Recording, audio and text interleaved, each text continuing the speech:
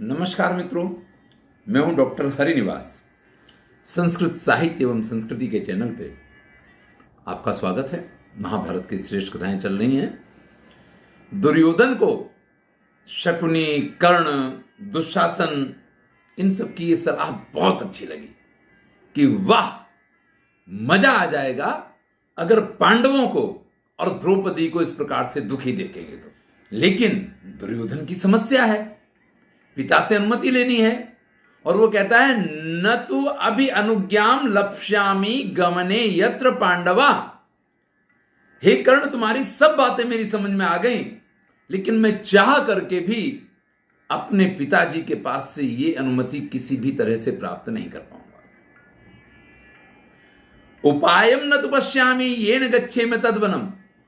और मुझे ऐसा कोई उपाय नहीं दिखाई दे रहा है कि जिसकी वजह से मैं उस वन में जा पाऊं।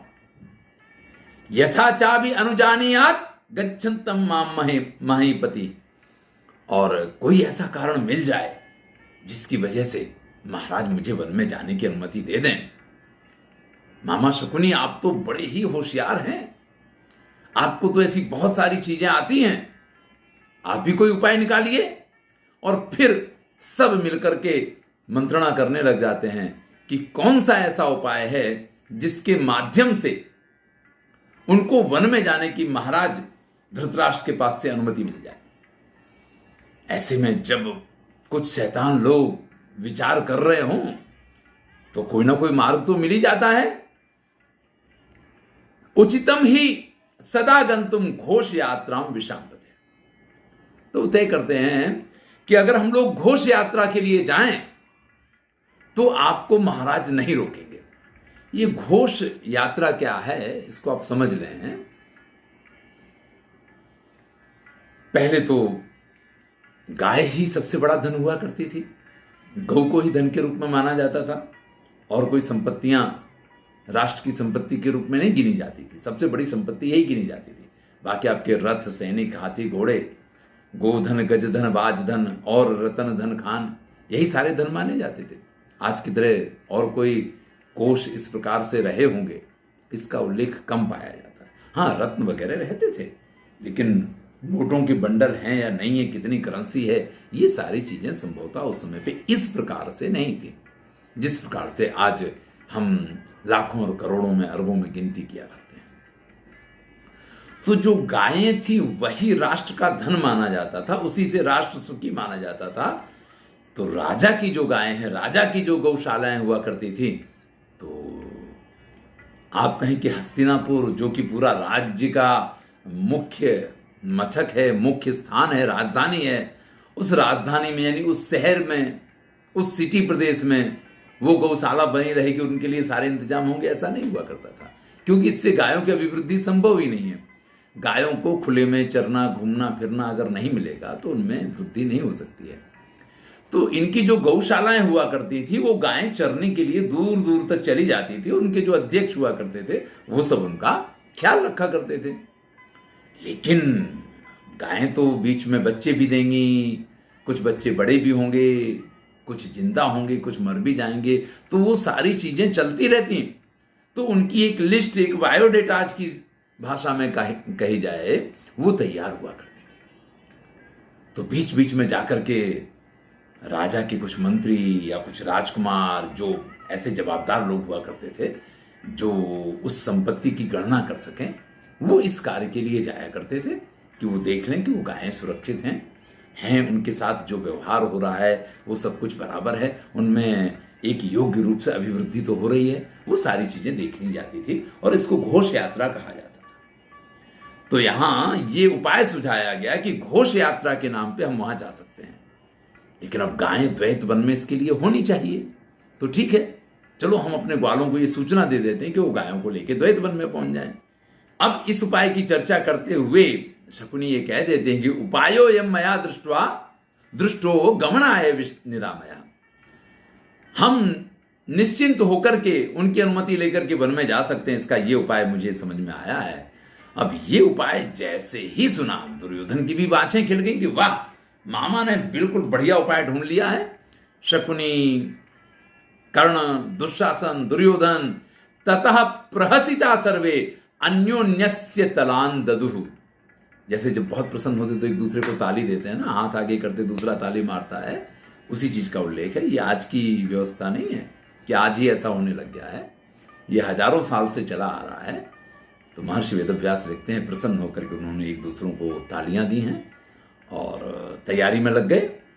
इधर एक वल्लभा समंगो नाम, समंग नाम का एक जो ग्वाल है, उस गोवारियों को, उस गाय चराने वाले को पहले से ही तैयार करके धृतराष्ट्र के पास भेजा गया है कि वो जाकर के कहेगा कि महाराज नगर के पास में ही द्वैतवन है और वहीं पे इस समय गायों का पूरा मंडल आया हुआ है, तो ये बड़ा उत्तम समय है कि उनकी गणना कर ली जाए, उनको देख लिया जाए सब तरीके से जो कुछ करना है। तो रमणीयेषु देशेषु घोषा संप्रति कौरव।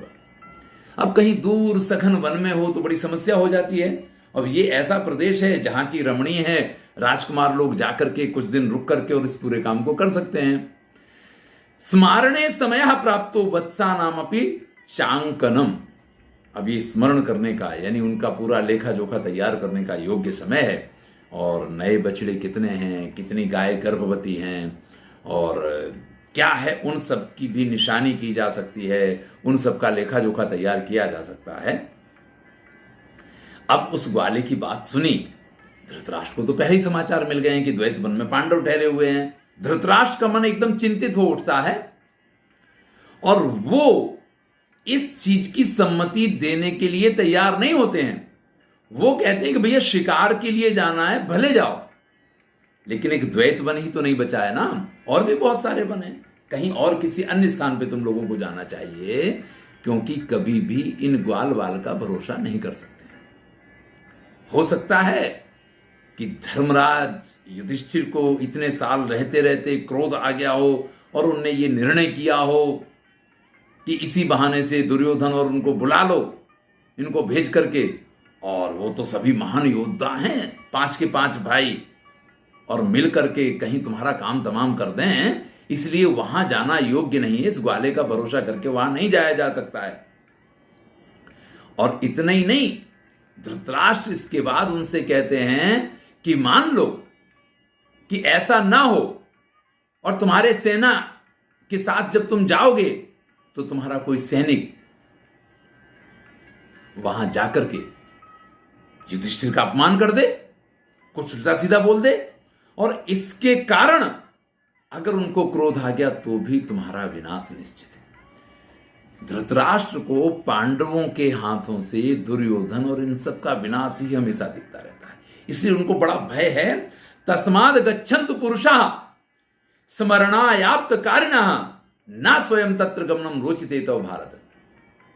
इसलिए जो हमारे ऐसे लोग हैं, जो ऐसे मंत्री वगैरह हैं, वो जाएं और ये पूरी स्मरण का तैयार कर लें, ये पूरी लिस्ट तैयार कर लें, वहां तुम्हें जाने की जरूरत नहीं है। ऐसा स्पष्ट रूप से धृतराष्ट्र दुर्योधन को मना कर देते हैं। कितना प्लान किया था, सब कुछ किया था। अब ऐसे में अगर ऐसा हो जाए तो ये तो बड़ा ही दिल टूटने वाली बात है। सपनी बात अपने हाथ में लेते हैं और वो कहते हैं धर्मज्ञ पांडवो ज्येष्ठा प्रतिज्ञातम च संसदि। देखिए, आप हमारा भरोसा करें ना करें, लेकिन आपको युधिष्ठिर का भरोसा तो करना ही चाहिए, क्योंकि वो धर्मात्मा है और उन्होंने सभा के बीच में यह प्रतिज्ञा की है कि 13 वर्षाणि वस्तव्यानीति भारत है, कि वो 12 वर्ष तक तो वन में रहेंगे और रहेंगे। जब उन्होंने सभा के बीच में 12 वर्ष का वनवास स्वीकार किया है तो आप हमारा भरोसा करें ना करें, लेकिन वो तो धर्मराज है, उनकी बात का आपको विश्वास रखना चाहिए। अनुवृत्ताश्चते सर्वे पांडवा धर्मचारिणा, और उनके भाई जो हैं उनके परम आज्ञाकारी हैं। तो अगर धर्मराज युधिष्ठिर की आज्ञा नहीं होगी तो वो कुछ नहीं कर सकते हैं। इसलिए ऐसी कोई गलत विचारणा अगर आप करके हमें आज्ञा नहीं दे रहे हैं तो आप ये तो बड़ा अन्याय कर रहे हैं कि वास्तव में तो ऐसा नहीं है। आप जानते हैं कि युधिष्ठिर धर्मात्मा है और उन्होंने सभा में ये प्रतिज्ञा की है, तो फिर वो ऐसा नहीं कर सकते हैं, और वो नहीं कर सकते हैं तो उनके भाई भी कुछ नहीं कर सकते हैं। मृग्याम चैव नो गंतुम इच्छाम संवर्तते भृशम स्मारणम तु चिकीर्षामो न तो पांडव दर्शनम। देखिए, हम वहां जाएंगे, थोड़ा शिकार विकार करेंगे, मृग्या करेंगे, और साथ में ये घोष यात्रा वाला जो काम है, ये जो गायों की गणना का काम है, उसको पूरा कर लेंगे।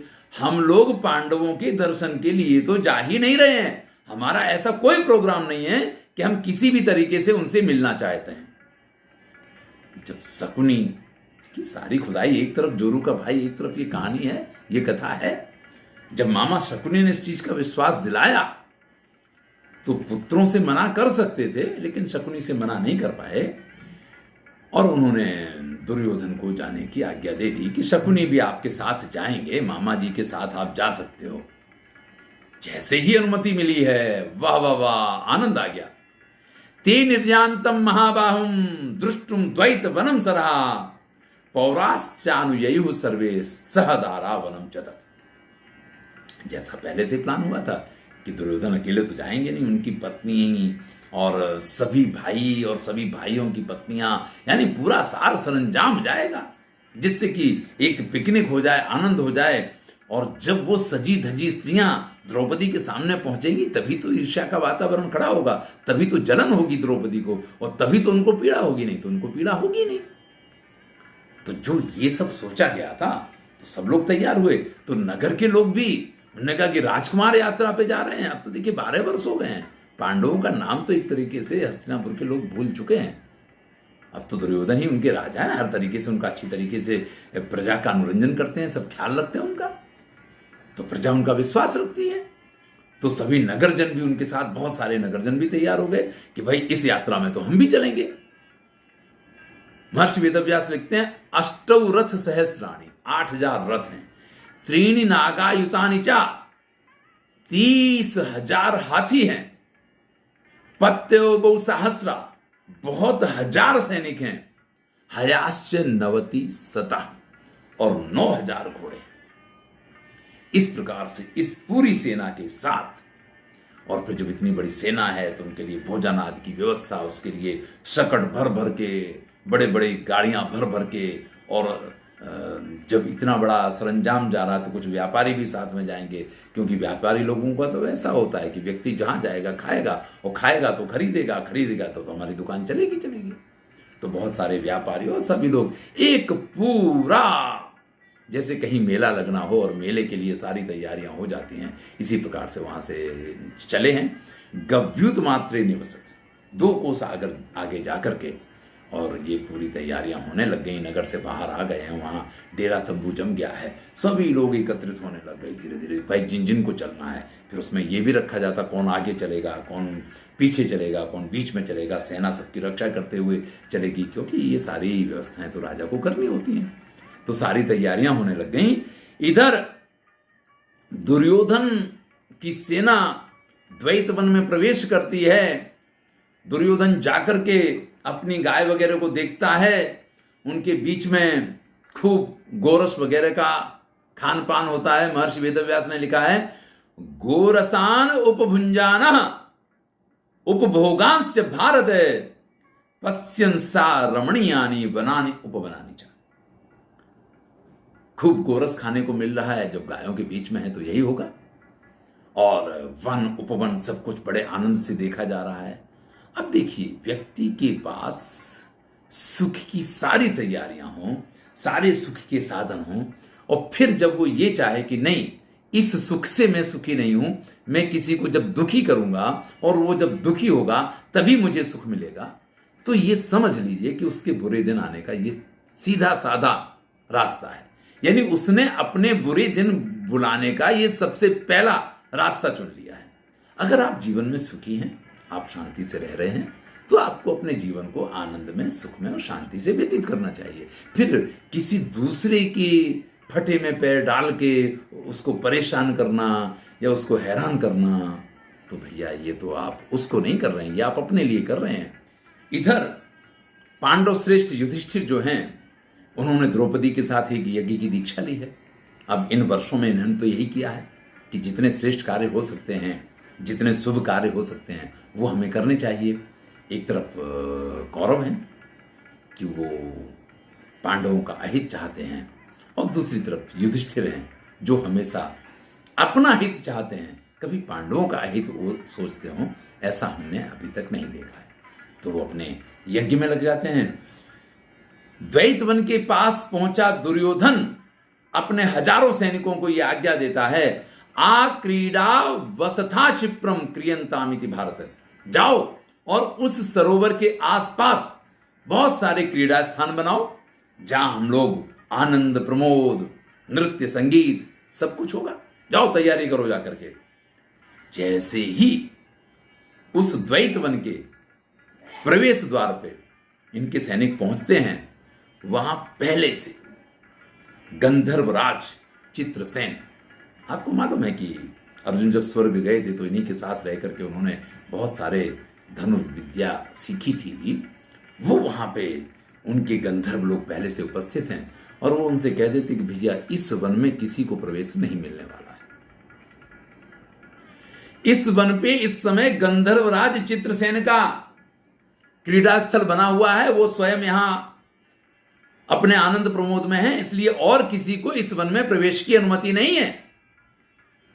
अच्छा, दुर्योधन इतनी बड़ी सेना लेकर के जो आया है, उसके सैनिकों को कोई इस तरीके से कह दे कि भाई तुम वापस चले जाओ, यहां तुम्हारा प्रवेश निषेध है, वो मान जाएंगे। लेकिन गंधर्वों के आगे उनकी एक नहीं चली और उन्होंने जाकर के जब शिकायत की तो उन्होंने कहा, अच्छा तुमको इसीलिए भेजा था कि तुम ये ना का जवाब लेकर के आ जाओगे। फिर से सभी सैनिकों को भेज दिया गया है। इस बार तो उनके कुछ भाई वगैरह भी साथ में आए हैं और उन्होंने आकर के कहा कि भाई अगर तुम्हारे ये गंधर्व राज नहीं समझेंगे ना, तो हमारे महाराज उनको अच्छा सा दंड देंगे। गंधर्वों ने जैसे ये बात सुनी, बड़ा जोर से इनको डांटते डपटते और कहते, गच्छत त्वम त्वरिताः सर्वे यत्र राजा च कौरवा। जहां तुम्हारे वो राजा है ना, चुपचाप वहां चले जाओ। न चैद अद्यैव गच्छध्वम धर्मराज निवेशनम, नहीं तो आज इसी से धर्मराज नहीं यमराज के यहां भेज दिए जाओगे।